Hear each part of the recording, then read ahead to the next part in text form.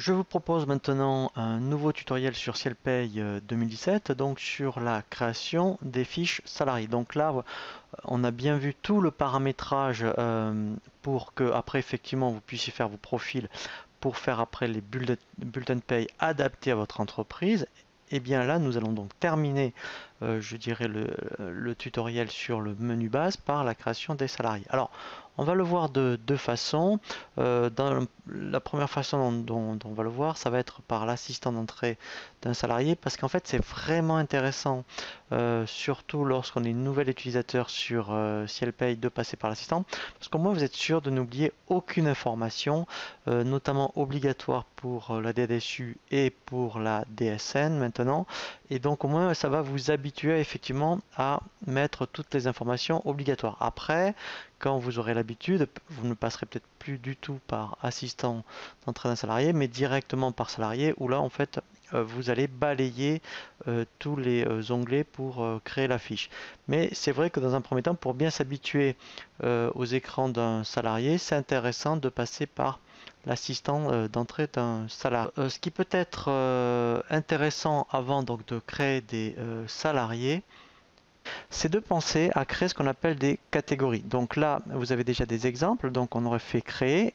Et en fait, les catégories, donc vous voyez, si admettons vous créez la catégorie employé, alors c'est intéressant de le faire parce qu'en fait, ces informations, il faut les affecter dans les fiches salariés. Si vous le faites au préalable, dès que vous allez affecter la catégorie employé, toutes ces informations seront déjà affectées dans la fiche du salarié. Donc c'est bien de les prévoir avant. Donc avant de créer vos salariés, vous allez dire qu'est-ce que j'ai moi comme catégorie de salariés dans ma société, et vous pourrez créer des employés, des ouvriers, des cadres, et en fonction des catégories, ici, eh bien, vous mettrez donc les catégories professionnelles et l'unité de temps de travail et le nombre d'heures mensuelles. Donc ça, c'est intéressant d'y penser avant. Ce qui est intéressant également, c'est les services. Alors, les services, enfin, c'est un peu facultatif, hein, c'est intéressant pour les éditions. Après, on peut faire des éditions par service. Donc là, c'est tout simple. Oui, oui, donc là, je vais faire modifier pour vous montrer. Vous créez juste le nom de service, hein, vous n'êtes même pas obligé d'affecter un responsable, mais au moins après, on peut faire des éditions par service. Une fois donc que vous avez défini vos catégories et vos services, eh bien on va passer donc à l'assistant d'entrée d'un salarié. Donc là on va se laisser guider par un assistant. Alors en plus, effectivement, on peut donc cocher rédaction du contrat de travail. Alors on reviendra sur un tutoriel spécifique effectivement pour importer directement vos contrats de travail ou tout autre donc document administratif. Là je vais le laisser cocher, vous allez voir comment ça se présente, et après on peut aussi donc effectivement faire la déclaration préalable, donc soit en EDI sur papier ou sur internet. Alors là c'est vrai que donc là il se connecterait sur internet. Là en fait par EDI en fait il lancerait ciel déclaration, et alors moi je vais les mettre mettons sur papier, comme ça vous verrez comment ça se présente, hein. Mais sinon après effectivement en fonction du système de transmission, ben, vous prendrez, je dirais ici, le système qui vous convient. Donc là je vais faire OK.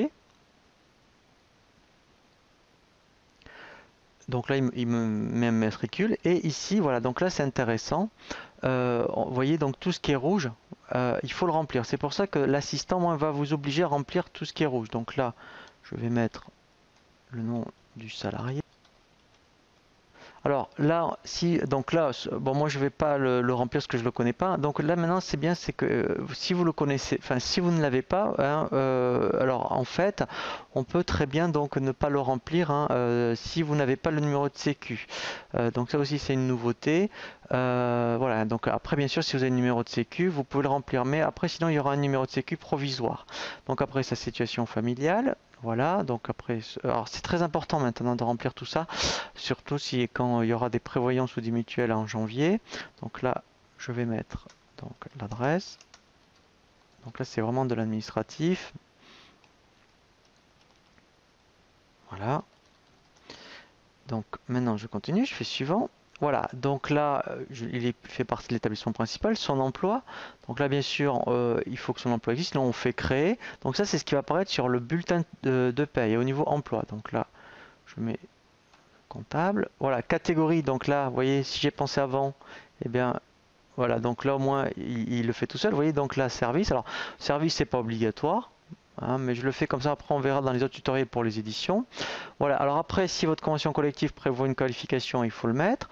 Donc là, alors sur les profils, donc là vous voyez, donc on a vu donc tous les tutoriels sur le paramétrage, et après effectivement quand vous avez bien paramétré vos profils, hein, eh ben, vous lui affectez. Donc là, je vais mettre, vous voyez, donc nous on en avait fait un pour tout ce qui est chauffeur, donc là c'est pas le cas, hein. Là, je vais le mettre salarié non cadre, voilà.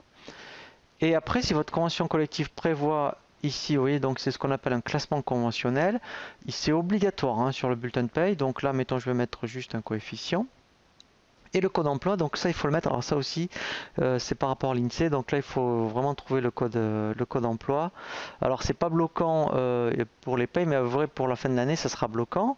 Donc là, mettons la date d'entrée. Donc là, il est rentré aujourd'hui. Voilà.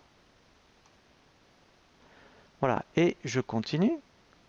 Ici, il faut absolument lui affecter la convention collective. Donc, vous voyez, donc d'où l'intérêt d'avoir passé par le menu base, hein, d'avoir commencé par le bas. Vous voyez, convention collective, et on remonte. Vous voyez, comme voilà. Donc là, au moins tout ça, en fait, n'est plus à faire.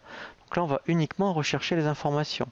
Donc les types de paye, donc ça c'est important parce qu'en fonction du type de paye ici, eh bien, en fait, ici, il active des variables.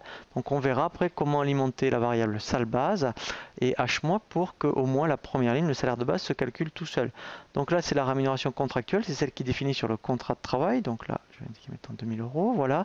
Donc là, c'est le nombre d'heures qu'il fait moyen par jour. Ici, donc là, c'est là où vous allez indiquer s'il est en CDD et CDI. Donc on reviendra après hein, un tutoriel spécifique au CDD. Donc là, un intitulé de contrat. Donc s'il n'y a rien de particulier, hein, voilà, et bien en fait ici, il faut tout le temps mettre autre contrat. Voilà. Les emplois. Alors là, c'est quand on est donc la majorité, ce sera emploi unique. Vous pouvez avoir ce qu'on appelle des emplois multiples.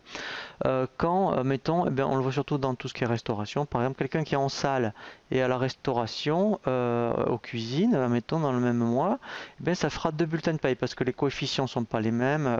Voilà, tout ce qui est en tout cas conventionnel. Donc dans ce cas-là, ça sera emploi multiple. Ici, hein, voilà, ça n'a rien à voir avec l'employeur employeur multiple. Hein. Là, c'est emploi unique. Voilà, c'est ici employeur unique. Donc ça, c'est intéressant. Enfin, je pense notamment, enfin, quand vous avez une femme de ménage qui, admettons, a plusieurs sociétés, les employeurs multiples, c'est intéressant de savoir. Enfin, après, il faut l'expliquer aux salariés si le salaire qu'ils perçoivent dans les autres sociétés, parce qu'en fait, tout ce qui est plafonné à la trancha, c'est proratisé par rapport au salaire que vous versez, par rapport à l'ensemble des salaires qu'il perçoit. Et en fait, si vous l'expliquez aux salariés, le salarié va gagner plus parce qu'en fait, la trancha est proratisée par rapport à ce qu'il perçoit dans cette société. Alors que s'il l'indique pas, et bien en fait, au niveau de la trancha, s'il est en dessous de la trancha, en fait, ça va être plein pot par rapport à son salaire. Donc, alors c'est vrai que c'est délicat à demander, mais si vous lui expliquez, c'est tout bénéfice, en tout cas pour le salarié. Donc là, je vais quand même laisser employeur unique. Sinon, employeur multiple, après ici, vous voyez, il faut mettre le montant qu'il perçoit sur l'ensemble des sociétés. Voilà, donc là, je fais suivant. Ici, alors, donc là, pour faire simple, je vais mettre par chèque, mais si vous le payez par virement, ici, vous indiquez le RIB du salarié et ici, en fait, vous allez chercher votre banque. Hein, voilà, donc d'où l'intérêt aussi, vous voyez, dans le menu base, d'avoir créé la banque avant. Donc là, je vais faire chèque, voilà, je fais suivant. Voilà, donc là, tout ce qui est activité, donc s'il n'est pas dans une de ces activités, donc salarié non concerné, il est à temps plein, on verra comment on fait pour les temps partiels dans un tutoriel. Conventionnel, donc ça c'est le statut. Donc si l'employé, vous voyez, alors il n'y a pas de 36 choix, hein, donc là c'est employé administratif. Ici c'est pour les caisses de retraite Agirc Arco. Donc s'il est non cadre, vous indiquez non cadre. Donc là c'est la population emploi, donc là c'était indiqué, c'est un contrat de droit privé. Ici donc si l'employé, eh bien vous indiquerez employé. Voilà. Ici donc là il dépend bien du régime général. Voilà, donc là on continue. Là, alors, on va le voir justement, là, c'est vraiment pour les contrats de prévoyance. Donc là, on le verra justement quand on va voir tout ce qui est mutuelle et prévoyance. Donc là, pour l'instant, puisqu'on crée le salarié de façon simple par rapport aux informations obligatoires par rapport à la DSN et DSU, pour la déclaration préalable. Donc là, je peux passer, on reviendra après sur ces informations. Je fais suivant.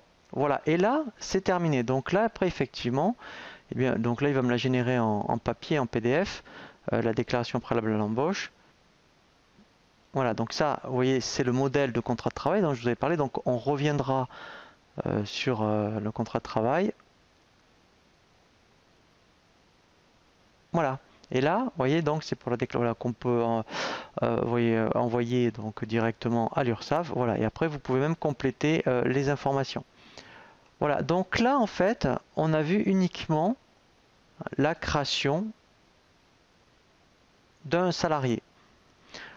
Ensuite, il faut quand même revenir sur le salarié, voilà, parce que vous allez voir, il y a d'autres onglets qu'il faut renseigner. Voilà, donc là au moins ce qu'il a bien renseigné, c'est tout ce qui est rouge. Donc dans l'état civil, c'est fait. Vous voyez, dans l'affectation, là, voilà, donc là au moins tout est fait. Voilà, donc là en fait, tout ce qui est qualification, voilà, ça se présente ici. Voilà, et après, hein, pour tout ce qui est code emploi, voilà, donc là c'est ici. Alors ici en fait c'est plus facile parce que là quand vous cliquerez ici dans la liste, vous aurez toute la liste des codes d'emploi. Il faut absolument renseigner. C'est pas bloquant pour la paye, mais c'est bloquant pour la fin de l'année. Voilà. Ensuite dans l'onglet salaire, donc là vous voyez tout est renseigné. Voilà, et là on a un onglet pour les congés. Alors là donc deux possibilités. Soit vous êtes en reprise de paye. Et c'est le cas le plus délicat. Pourquoi? Parce qu'il va falloir réindiquer les compteurs de l'année dernière, donc de N-1 et de N, mais également la base des congés payés, donc pour N-1 et N. Alors si donc c'était votre expert comptable qui faisait les payes, vous pouvez lui demander, donc pour lui c'est assez parlant, hein, donc de demander la base des congés payés N-1 et N, et des compteurs pour que vous puissiez bien repartir au niveau des congés payés quand vous allez faire les payes. Donc après, s'il y a le droit au DIF, donc là vous le cochez, pareil. Donc là vous indiquez, alors là pareil, si c'était une reprise de paye, il faudra indiquer le solde qu'il avait. Voilà, et lui en fait après il va donc incrémenter tout seul. Et pareil, donc ça c'est pour le compte pour professionnels de formation. Donc là il faudra indiquer aussi les soldes qu'il avait si vous êtes en reprise de paye. Voilà. La banque, donc là on l'a vu, c'était par rapport au règlement des salaires. Voilà, et ça c'est un onglet qui vient donc de se déclencher.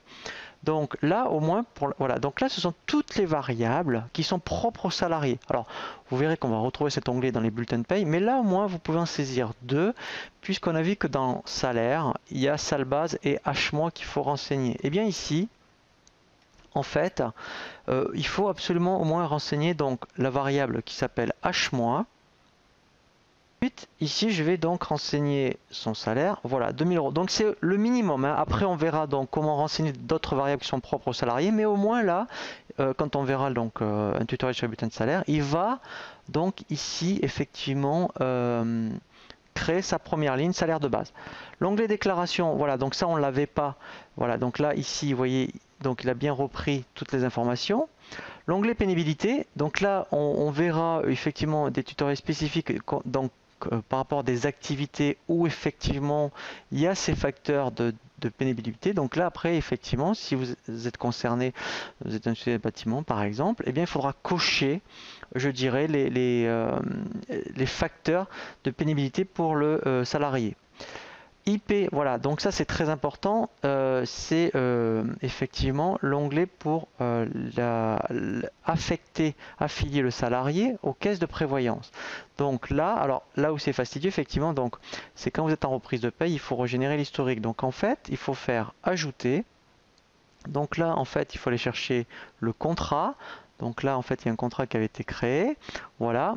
Et ici, donc après, il faut dire ce que ça concerne, le nombre d'enfants, le nombre d'adultes. Voilà. On fait OK. Et après, effectivement, une fois donc que vous avez affecté le contrat de prévoyance, et bien après on a l'onglet divers. Et là, c'est uniquement par rapport donc au compte comptable, hein, bon, pour le brut et le net à payer. Et là, vous pouvez même indiquer aussi la date de dernière visite médicale. Voilà. Après, c'est un peu après un suivi administratif. Voilà. Et là, en fait, la fiche salarié est terminée. Donc là, je peux faire OK. Voilà, donc là en fait notre salarié est bien créé. Ensuite donc nous allons voir effectivement comment dans le menu gestion des bulletins de paye, comment bien réaliser un bulletin de paye et ainsi également voir toutes les options disponibles sur le bulletin de paye.